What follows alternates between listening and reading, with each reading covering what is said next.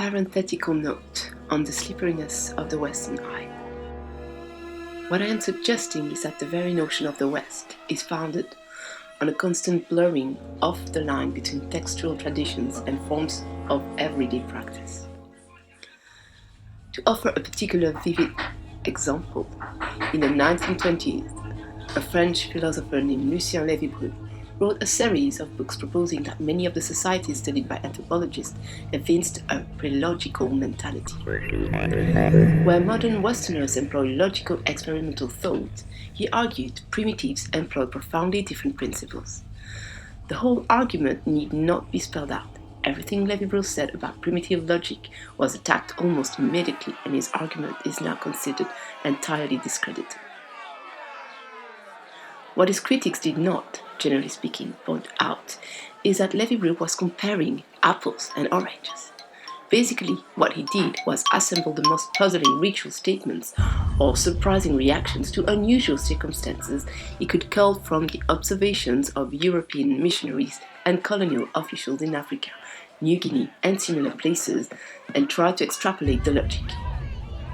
He then compared this material not with similar material collected in France or some other Western country, but rather with a completely idealized conception of how Westerners ought to behave based on philosophical and scientific text, buttressed no doubt by observations about the way philosophers and other academics act while discussing and arguing about such text.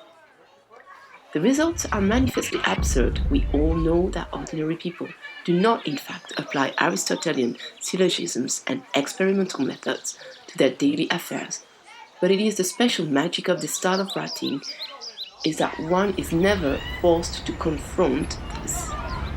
Because in fact, this style of writing is also extremely common. How does this magic work? Largely by causing the reader to identify with a human being of unspecified qualities who's trying to solve a puzzle. There is a tendency to show a common sense narrator confronted with some kind of exotic practices. This is what makes it possible, for example, for a contemporary German to read Tacitus' Germania and automatically identify with the perspective of the Italian narrator. Hence, the entire history of the West can be framed as a story of inventions and discoveries. More than anything else, the Western individual, in Lévy-Bruhl, or for that matter most contemporary anthropologists, is more than anything else precisely that featureless, rational observer, a disembodied I, carefully scrubbed of any individual or social content that we are supposed to pretend to be when writing in certain genre of prose. It has little relation to any human being who has ever existed, grown up, had loves and hatreds and commitments. It's a pure abstraction. Recognizing all of this creates a terrible problem for anthropologists. If the Western individual doesn't exist, then what precisely is our point of comparison? It seems to me, though, it creates an even worse problem for anyone who wishes to see this figure as the bearer of democracy as well. If democracy is communal self-governance, the Western individual is an actor already purged of any ties to a community. While it is possible to imagine this relatively featureless, rational observer as the protagonist of certain forms of market economics, to make him and his, unless otherwise specified, presumed to be male, a democrat seems possible only if one defines democracy as itself a kind of market that actors enter with little more than a set of economic interests to pursue.